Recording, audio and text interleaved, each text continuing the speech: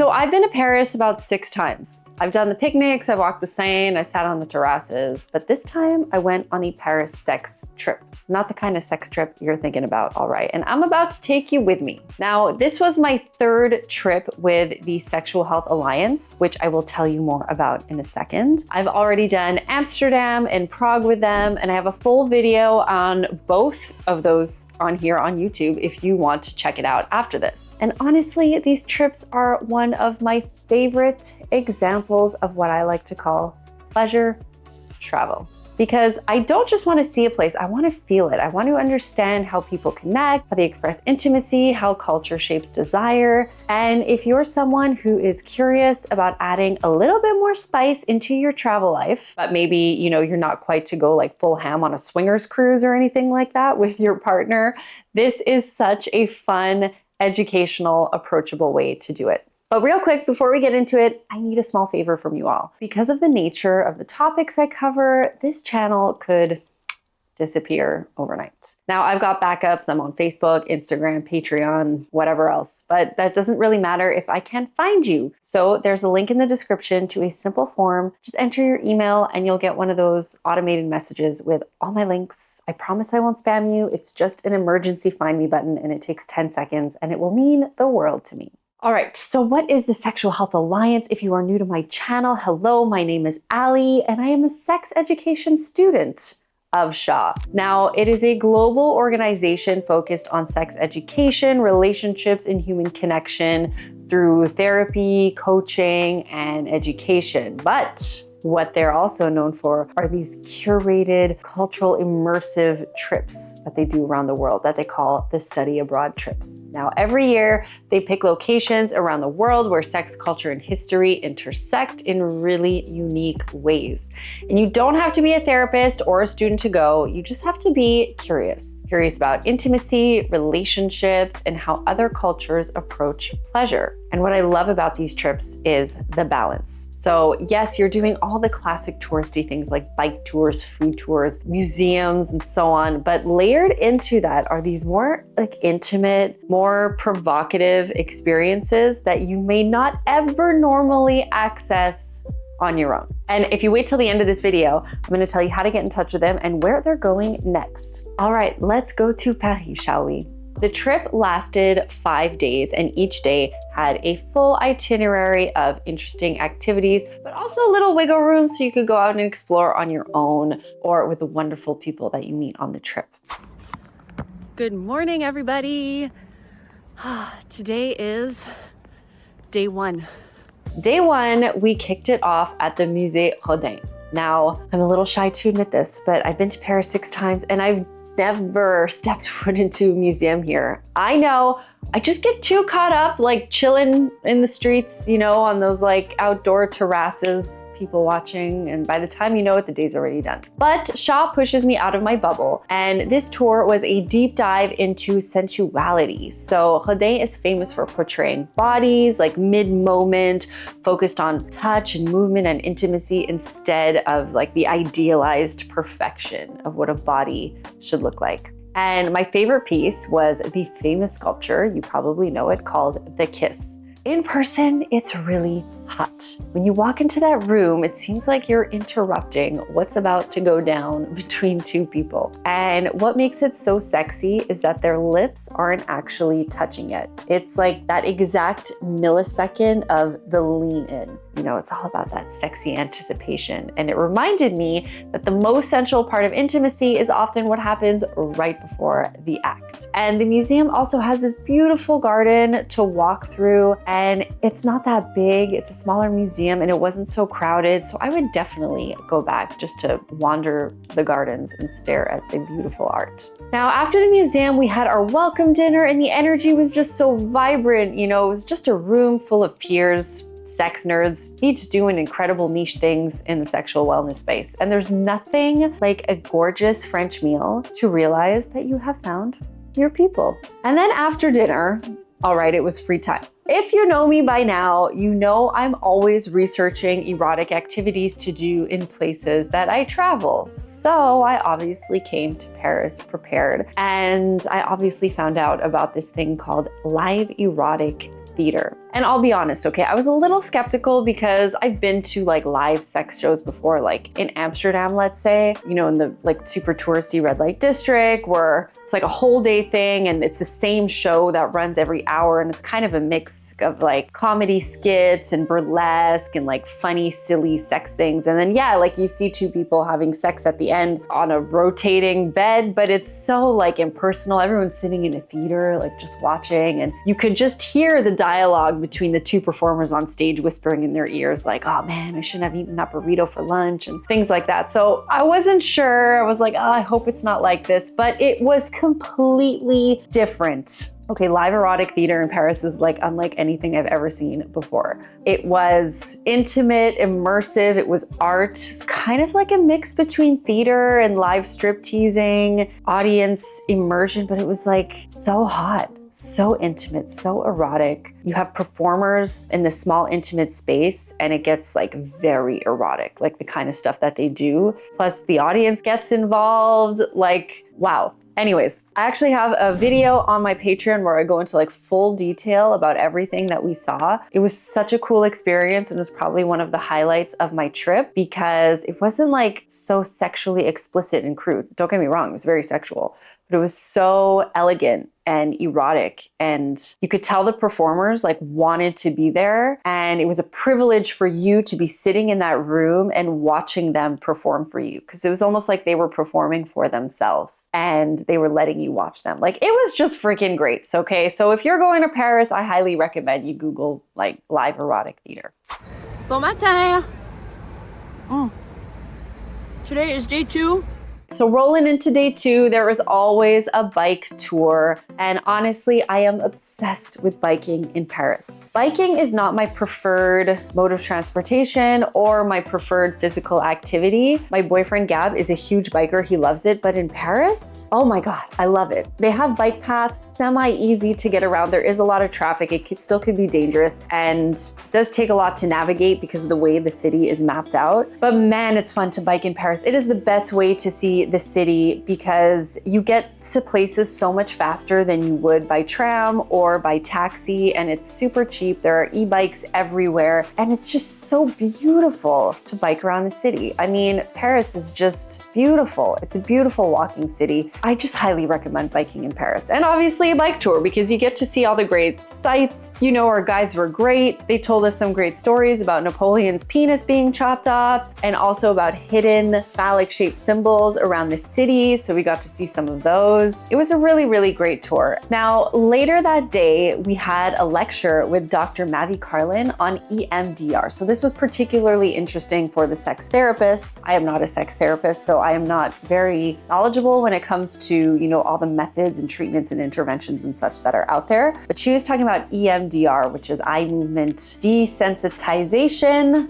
and reprocessing. I remembered. Actually, I didn't remember. I have my script next to me. It's a hard one to remember. Eye movement desensitization and reprocessing. So obviously I had never heard of it before, but it's basically a type of therapy that helps your brain process past experiences, especially ones that are kind of stuck. So instead of just talking about something, it actually helps your brain reorganize how it stores that memory, which is pretty cool. And where it connects to sex is really interesting because a lot of how we experience pleasure isn't just physical, it's emotional too. We know that. So if someone has shame, anxiety, or past experiences around sex, it can actually block their ability to feel pleasure. So EMDR is one of those tools that therapists use to help work through that, which is pretty cool. You know, it was like very overwhelming, a lot of information, but it was really interesting to learn about. And, you know, it just reinforces the idea that sex isn't just about body, it's about your brain too. So today is day 3. Bon matin tout le monde. Good morning. Oh, good morning. Now on the 3rd day, we obviously had a food tour. We ate our way through Paris, which honestly should be mandatory. Like all the cheeses, the caviar, the champagne, the bread, the croissants. It was absolutely delicious. Paris has so much food options, but I'll be honest and say that not everywhere you go is good. It's like food mecca, but there are a lot of places that are really great. And there are also a lot of places that are like really not so great. You have like too many options at some point, but you can't go wrong with like cheese boards and charcuterie boards and all that stuff. Like, delicious, just like Oh yeah, and the bakeries. Of course, the bakeries. I love, love, love, love eating in the bakeries every day. I usually get a baguette and walk around, explore the city while I'm eating, just like the Parisian way. So delicious. But the highlight of that day was Musée d'Orsay. So this was my second museum that I visited in Paris. And we did a sex through art tour led by this doctor named Rafael Herrero. And he's actually an OBGYN who's lived in Paris for over 30 years, and he has his practice here as well, originally from the States. But he is also an art aficionado. He curated this whole tour for us at the Musée d'Orsay through his eyes, and we explored how sex and sensuality and so on was depicted in the 19th century or after the 19th century. So, we weren't just looking at paintings, we were looking at how understanding of bodies have evolved culturally over time. And it was just like really interesting discussions. He asked a lot of thought-provoking questions. I honestly really enjoyed the tour. He was great. We learned a lot about sex and culture. But we were so beyond exhausted that night. Oh man, it was a long day. It was a long day. So I think, I came home and I ordered a lot of Italian food. I just passed out. I ate it in bed and I passed out. It was a great day. Oh my God, friends, good morning. I'm always in a rush. Always rushing, but I'm always late. I think I just have to come to terms with the fact that I am a person who is late. Now, day 4 was our last full day. So as I said, the tour is 5 days. Usually you have about 4 days of like activities. And then the 5th day is kind of a free day where you get to do things with the people that you met, which is really nice in terms of building connections. On the 4th day, we had a whole free morning. So I decided to do a private tour and class at the Crazy Horse, which is a really famous cabaret show in Paris. It's very touristy, but honestly, it's such a beautiful, artistic, amazing, visually stimulating show. I highly recommend it if you go. And they started offering these new experiences where you get to go behind the scenes of Crazy Horse and kind of see what happens behind the magic. It's not something they did before because they wanted to keep the magic alive, right? Which I totally understand. They don't want people to see behind the scenes too much. They want to keep that fantasy in your head and not let you have a vision of like girls eating McDonald's backstage and stuff like that, which happens, by the way. But they want to try and humanize it a little bit more and make people understand just how much work goes into these shows. So I did a private tour and we had a private class with one of the Crazy Horse dancers, and it was so much fun. And she was just incredible. Her name was Zora Moonshine, and she taught us how to move and how to adopt this very like seductive, provocative, powerful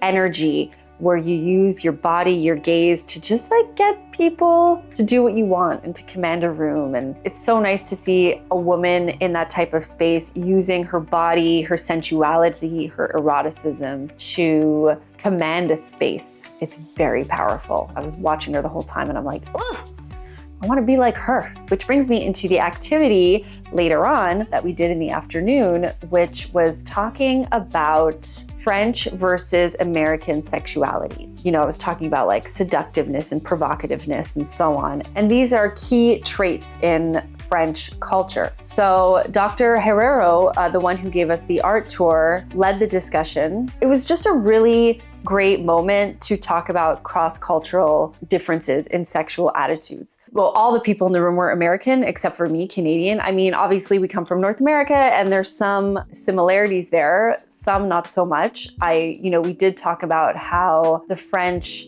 have this stereotype of Americans being like very annoying, very toxic positivity almost, and like too nice, but fake nice, which I find interesting because Canadians also have a reputation of being too nice, but we don't get that like fake nice kind of thing, but the Americans do. So I don't really know where that comes from. But Americans are very direct, very clear, very explicit, and the French are very indirect, subtle, and suggestive. And they value their privacy, their discretion. They're very big on that. We were talking about approaching sex, and French people don't like it when it's too direct. And we started talking about consent, and French people hate it when they're like, oh, like, can I touch you here? Is it okay if I touch you here? Is it okay if I play with your hair? Like, no, like just do it. Which obviously everyone in the room was like, well, what about consent? How do you teach consent? How do you, you know? And I understand and I get that it is very subtle and it's hard to teach. I was actually talking to a friend of mine who is Parisian, and I told her about this lecture and she just laughed because she was like, it's a vibe, like it's an energy, like you get consent by energy. You know, you don't have to overtly ask everything and be direct about everything because it just kills the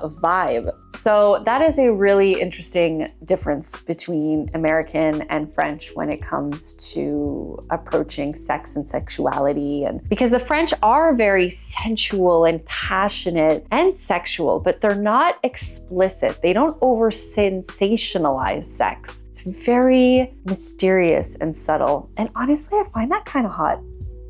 I'm a really big fan of a little like coy attitude, little coquette, you know, it's like a little flirty, but you're like a little seductive. It's a little indirect, but yeah, so there's a lot of nuance to it, but yeah, it's a big difference. So I'd love to hear what you have to say about the comments in there. Great discussion. I recorded the whole panel and I'm going to do a video later on specifically talking about French and American culture when it comes to that. So yeah, we did end the trip with a boat cruise on La Seine at sunset. Very touristy, but so fun. I mean, this isn't something that I would normally do, like being on one of those big boats with so many people, but honestly, I guess you just got to do it once in your life. And cruising along La Seine at night is so beautiful. Paris is just beautiful, and seeing the Eiffel Tower and its sparkle, which by the way, I don't know if you know, but the people that make the lights for the sparkle, like the Eiffel Tower is lit up at night normally, but I think it's 3 times in the evening it does that beautiful sparkle. And there's a company that has like trademarked and copyright those lights. So you're actually not allowed to take pictures or videos of it and post it online because you could get sued. That's an interesting tidbit. So yeah, now looking back, the real highlight wasn't one specific activity. It was the people. It's always the people, you know, being in a space with open-minded, non-judgmental humans just changes you. And you know, we always talk about adding novelty to relationships, but that usually means a lot of the time like buying a new toy or like, I don't know, getting a new outfit or going somewhere different for dinner or doing a massage or whatever. But this is about expanding your entire perspective. So if you're a couple, these trips are a game changer. You get to do like the big bus tour stuff, but you're doing it with a group of highly cool, sex positive people. And honestly, those are the coolest people. You know, you can explore the culture by day and then have these deep conversations and then debrief with your partner at night, you know, about like all the interesting things that you learn, not just about culture, but about expanding like relationships and your views on sex and so on. And it's just really, really expansive. And the best part is that you don't have to be a student. So anyone can join these SHA trips, whether you're a couple looking to reconnect or you're just someone curious about intimacy.